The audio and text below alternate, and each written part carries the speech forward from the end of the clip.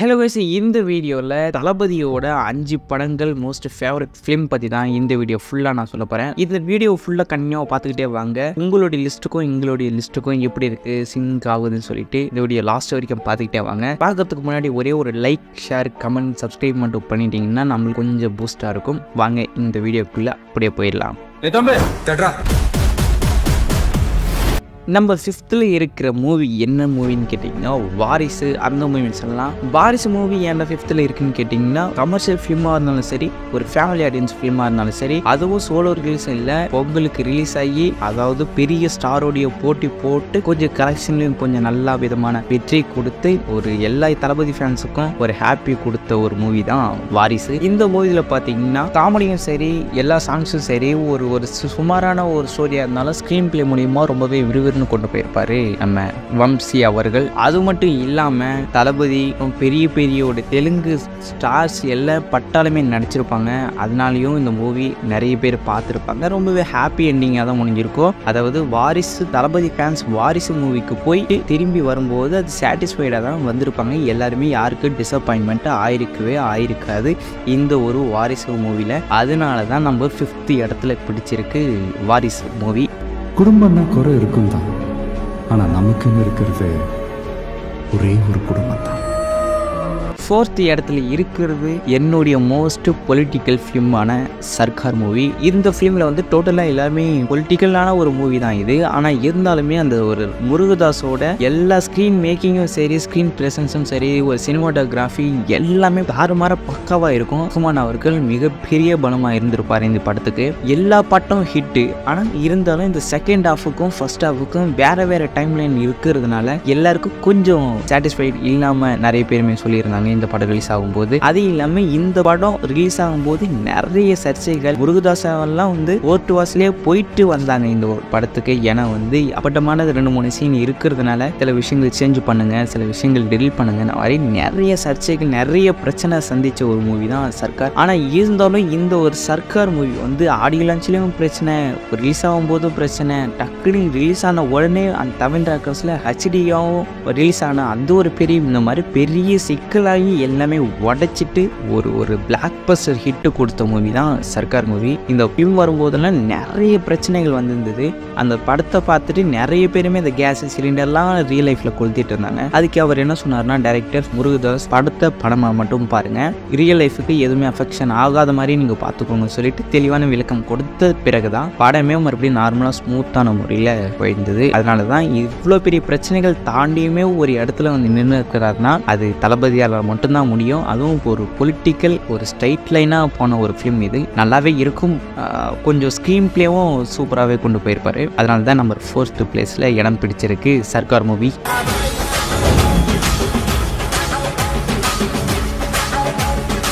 Number 3வது இடத்துல இருக்கிற மூவி என்னன்னு கேட்டிங்கன்னா, அட்லி தளபதி எடுத்த அந்த 3 ஃபிலிம்லேயே எனக்கு மோஸ்ட் ஃபேவரட், எனக்கு ரொம்ப ரொம்ப ரொம்ப ரொம்ப ரொம்ப பிடிச்ச படம் கேட்டிங்கன்னா, இப்போ வந்தாலும் ஃபுல்லாக பார்க்குற படம் என்னென்னா மெர்சல்.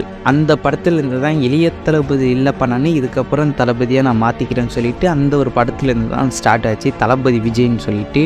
இந்த படத்தில் பார்த்தீங்கன்னா ஒரு இன்டர்வலில் பயங்கரமான ஒரு ட்விஸ்ட்டு சொல்லியிருப்பாங்க. ஆனால் அதுக்கு முன்னாடியே சில விஷயங்கள் எல்லாமே லீக் ஆயிருந்தது. படத்தில் 2 விஜய் கிடையாது, 3 விஜய்ன்னு சொல்லிட்டு எல்லாருமே ட்ரைலர் பார்த்துட்டு எல்லாமே கன்ஃபியூஷன் ஆனவங்க என்னன்னு பார்த்தீங்கன்னா, வெற்றிமாறன் அப்புறம் மாறன் இந்த 2 கேரக்டர் தான். இந்த வெற்றின்ற கேரக்டர் யாரோட மைண்ட்லையும் இல்லை. நான் உங்களுக்கு உதாரணமாக சொல்றது படத்தில் 2 விஜய் தான் அப்படின்னு சொல்லிட்டு நிறைய பேருமே சொல்லிட்டு இருந்தாங்க. ஆனால் அந்த இன்டர்வல் சீனில் பார்த்தீங்கன்னா 3வது ஒரு விஜய் காமிக்கும் போது தியேட்டர் பிளாஸ்ட் ஆன சீன்லாம் நிறைய இருந்தது. ரகுமான் வந்து வேற மாதிரி பண்ணியிருப்பாரு. அந்த வெற்றிமாறனோட கேரக்டருக்கு வந்து போட்ட ஒரு பிஜிஎம் எல்லாம் அதெல்லாம் தியேட்டர் எக்ஸ்பீரியன்ஸ் பண்ணவங்களாம் நான் சொல்றது பக்குபலமாக இருந்தது. ஸ்க்ரீன் பிளேவும் ஸ்டோரியாவும் ரொம்பவே அழகாக இருந்திருக்கும். அதுக்கு இன்னும் வேல்யூவாக இருந்தது ரகுமாவோட மியூசிக்.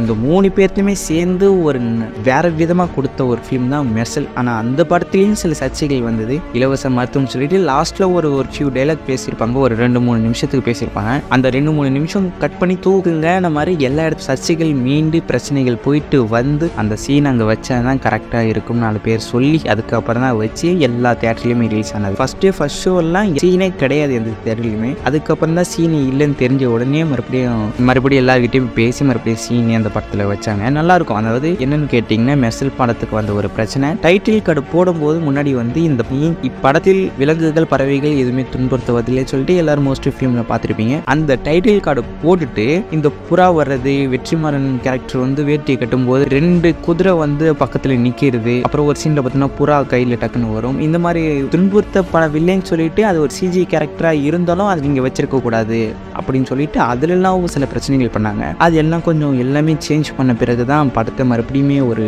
ரிலீஸ் பண்ணாங்க. ஆனால் இப்போ பார்த்தாலும் நான் அந்த படத்தை ஃபுல்லாக பார்ப்பேன். எனக்கு மோஸ்ட் ஃபேவரட் ஃபிலிமான காம்போவில் ரிலீஸ் ஆன எனக்கு ரொம்பவே பிடிச்ச ஒரு படமான மெர்சல் படம். அதனால தான் நம்ம 3rd பிளேஸில் போட்டிருக்கேன்.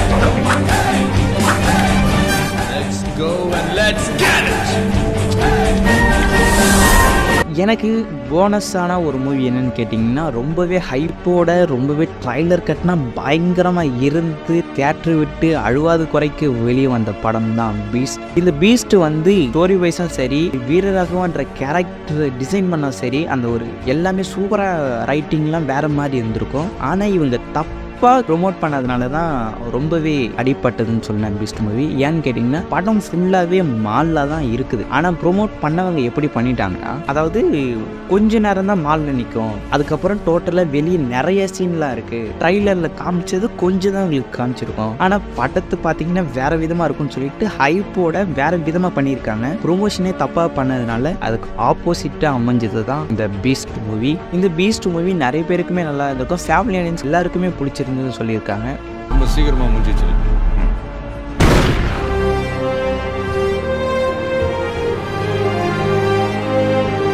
நம்பர் 2ல இருக்கிற மூவி என்னன்னு கேட்டிங்கன்னா, டைட்டில் ப்ரோமோ விடும்போதே ரிலீஸ் டேட் அனௌன்ஸ் பண்ண ஒரு மூவி. அக்டோபர் 19 ரிலீஸ் ஆகும் இந்த படம்னு சொல்லிட்டு வேற மாதிரி சொன்ன டைட்டில் விட்ட ஒரு மூவி தான் லியோ. இந்த மூவி வந்து எனக்கு பர்சனலாகவே ரொம்பவே பிடிக்கும்.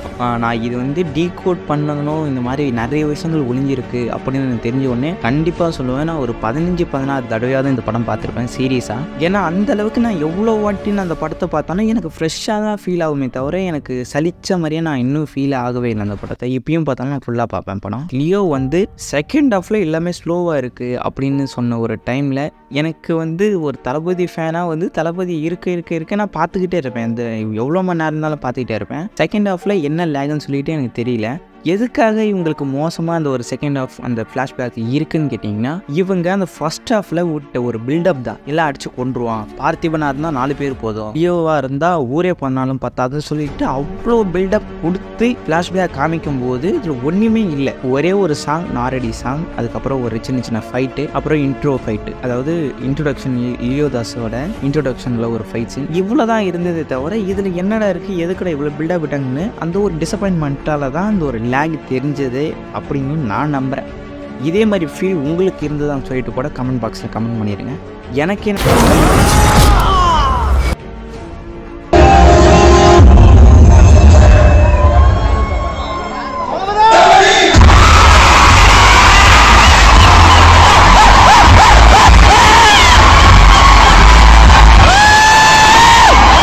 எல்லாருடைய ஃபேவரட் மூவியோ அமைஞ்ச ஒரு மூவி தான் பொங்கலில் ரிலீஸ் ஆன ஒரு மூவி. அந்த மூவியை வந்து எல்லாருடைய உயிரையும் காப்பாற்றின மூவியை கூட சொன்னான். தியேட்டரி ஓனர்ஸ் எல்லாம் காப்பாற்றிருக்கு இந்த மூவி கோவிட் டைமில் அப்படின்னு சொன்ன ஒரு மூவி. இப்போ கூட ஒரு 10 ரீல்ஸ் எடுத்தாலும் கூட அந்த மூவிலேருந்து ஒரு கிளிப்பாவது வந்துடும். ஏன்னா அந்த அளவுக்கு ஆட்டிடியூடாக இருந்தாலும் சரி, ஒரு நல்ல ஒரு டிசைன் கேரக்டராக அமைஞ்ச ஒரு மூவி தான் மாஸ்டர். அந்த மூவியில் வந்து ட்ரைலர் கிடையாது, ஒரு சிம்பிளான ஒரு ஆடியோ லான்ச்சில் வந்தது. ஆடியோ லான்ச்சில் அரசியல் கிடையாது. இந்த ஒரு டயத்தில் மாஸ்டர்ன்ற மூவி கோவிட் டைமில் ஓடிடியில் ரிலீஸ் ஆகக்கூடாது, தியேட்டரில் தான் ரிலீஸ் ஆகணும்னு சொல்லிட்டு பெரிய போராட்டம் எல்லாம் பண்ணி முடிஞ்சு தியேட்டரில் ரிலீஸ் பண்ணி விட்டாங்க.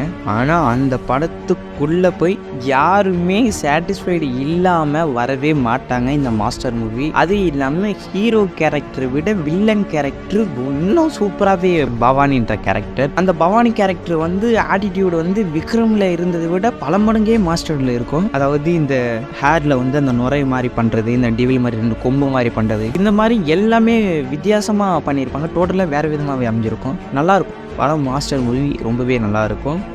இப்போது நான் சொன்ன எல்லா ஃபிலிமுமே ஒரு பிரச்சனை பேஸ் பண்ண ஒரு ஃபிலிம். ஆனால் இருந்தாலும் எனக்கு மோஸ்ட்டாக எனக்கு இந்த ஃபிலிம்லாம் எனக்கு அந்த 5 படமே எனக்கு ரொம்பவே பிடிக்கும். இதே மாதிரி உங்களுடைய லிஸ்ட்டு உங்களுக்கு இருந்ததுன்னா, உங்களுடைய ஃபேவரட் லிஸ்ட்டில் நான் சொன்ன எதனா ஒன்று இருந்ததுன்னா மறக்காமல் கமெண்ட் பாக்ஸில் கமெண்ட் பண்ணிடுங்க.